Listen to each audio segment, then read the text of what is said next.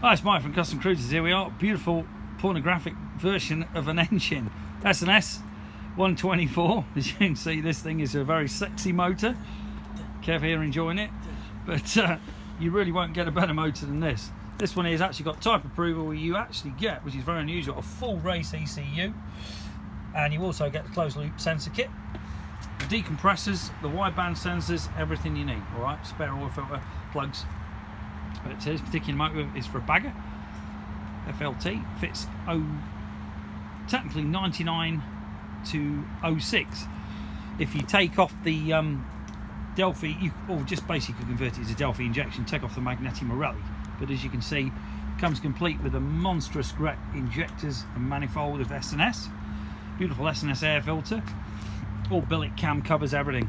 But decompressors built in. Now you can either wire them up or just press them in when you want them to work. So you don't actually have to wire them in as well, but normally they just come on when you press the starter. But this particular motor was 11,500 euros, as you can see, complete. We didn't even realise you got all this extra stuff with it, but this is full type approved motor.